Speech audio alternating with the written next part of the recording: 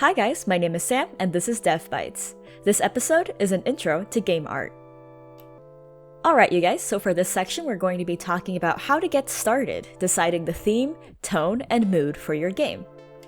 So, a question that I always ask people when we start designing things is, what are the core design and story elements that are significant in your game? This is a very important question to think about before we even start drawing anything or before we even start designing any of our assets in our game. Ask yourself these questions. What is the setting/theme for my game? Think about the time period your game takes place in and what location your game takes place in. For example, we could be talking about the Mafia era in the United States, or we could be talking about the medieval era that took place in Europe. These are the kind of things that you want to ask yourself when talking about setting or theme. What is the tone or mood of my game? Is your game going to be happy? Is it going to be dark? Think about the main message that you're trying to portray in your video game. That will help you decide what the tone or the mood is. What is the style of my game? Is it simplistic, realistic? Deciding the style in your video game is a lot like a spectrum, where one end is very simplistic and the other end is very realistic. Simplistic art styles could be something like stick figures or basic shapes, where realistic art styles could be talking about the amount of detail you put into people's faces and into the environment.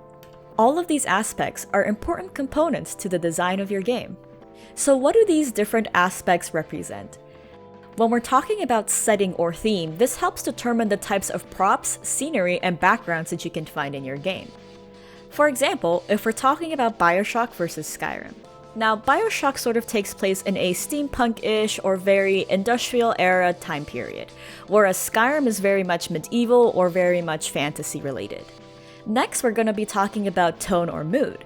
This helps determine the color palette of your game, including the brightness of those colors. For example, if we're talking about The Last of Us versus Persona 5. In The Last of Us, a lot of the colors that you will find in that game are very dull, and a lot of the scenery can be considered really dark.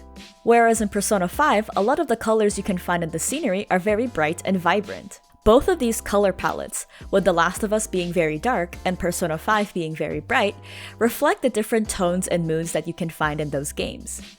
Finally, let's talk about style. This helps determine the amount of detail you want to put into the design of the game and its characters. For example, let's take the game Scribblenauts versus the God of War. A lot of the characters and assets in Scribblenauts are very simplistic compared to the realism that you can find in the God of War. So for the setting, let's take a closer look at the games Bioshock and Skyrim.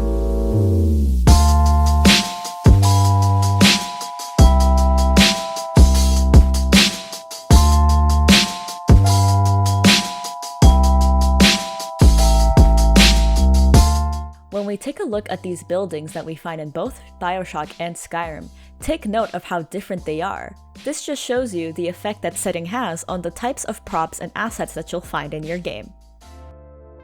Now, let's talk about tone in The Last of Us and in Persona 5.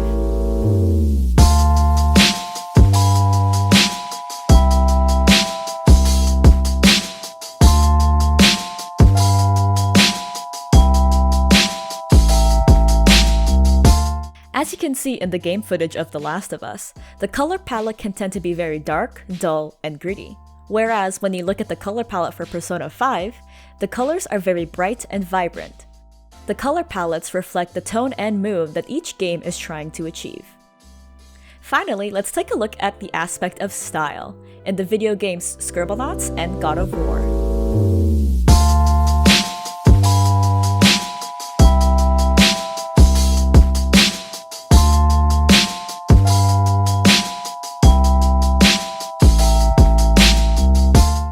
Let's compare the amount of detail that can be found in the scenery. In Scribblenauts, you can see that a lot of the scenery is very basic and very simple, whereas the scenery in the God of War is obviously very detailed and very realistic. To sum up this section, setting, tone, and style. These are the basic building blocks you will need to get started with designing your game. Now that we have those basic building blocks, let's get into the next section. Designing your game. How to find inspiration, references, and more. Now that we have these core elements or these building blocks, let's try finding designs for assets in our game. So, let's say we're trying to design a pirate game. An easy way to get inspiration for assets in the game is to just Google pirate, right? Well, this is what we get when we try to Google pirate. As you can see by the search results, a lot of the times when you Google things for your art, they won't be as detailed or as varied as you'd like them to be. Most of the time, we'll only get search results like these, which aren't very helpful in designing our game. So, what is a good way to find some inspiration? Pinterest. I know, it's kind of surprising, right? Pinterest tends to have more variety than just Google. As you can see, you can find a lot more variations in design than if you just Googled pirate instead. So why use Pinterest? Well, the search results in Pinterest tend to be more varied and detailed than the ones you'll find on Google. Also with Pinterest, you can save photos to separate folders and use them for different things, like designs for other video games. Pinterest is a good place to find inspiration for character design, set design, backgrounds, and etc. Once you've gathered all the references and inspiration you'll need for designing your assets, you should put them all onto a visual reference board. Here's a visual reference board I made for a game I designed titled Wings. It's important to think of keywords that apply to the game you're making. Some important keywords for my game were parkour, red, and obviously, wings. So here's a closer look at my visual reference board. The keywords that we think are significant to our game are the same keywords that we'll use to search on sites such as Pinterest. Just as a side note, I found all of these photos on the Pinterest website. Visual reference boards are very useful in helping figure out the design, style, and color palette of the assets in your game, such as backgrounds, props, and even the characters. Once you have your visual reference board, you can start creating and designing your assets and characters. You don't always have to make a visual reference board to design assets for your game, but it's good practice for making sure the style and design of your game is consistent throughout. Here's an example of a character design sheet based off of the visual reference board I made. As you can see, I selected some designs from my visual reference board and put them on my character. So what exactly is a character design sheet? In the previous meeting about art, that was on February 23rd, I showed you guys a prop design sheet for a pirate-themed game that looked sort of like this. Character design sheets are used to lay out the full asset of your character, including their props, such as the clothes or accessories that they wear. Like with prop design sheets, it's important to have varying styles, designs, and props. However, unlike prop design sheets, when we're variating the design of our character, we're only going to select one of those designs. The purpose of varying the design of your character is so that you can find the design that feels just right. Let's take a look at the character sheets for the main character of the video game, Ace Attorney Apollo Justice. For reference, here are the finalized designs for the character Apollo Justice.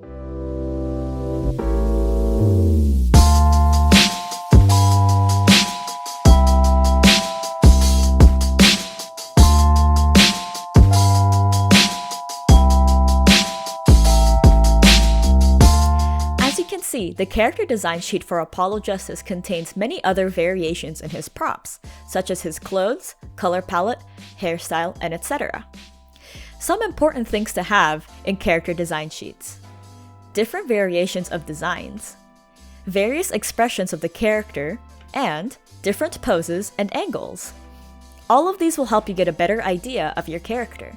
Character design sheets have many uses, and one of them is to capture the personality of your character. This is why we play with variations of clothes, color palettes, hairstyles, and so on and so forth, so that we can find a style that matches your character's personality. It's also important to figure out what the characters will look like when they're expressing different emotions. To sum up this section, Pinterest, visual reference boards, and character design sheets. These are all helpful tools for artists and even programmers when it comes to designing their games. Finally, some closing thoughts. These are the important things to take away from this episode of Dev Bytes. Before designing your game, think about your game's setting, tone, and style. These three aspects will help you get started with designing props, finding color palettes, and deciding how much detail to put into your assets.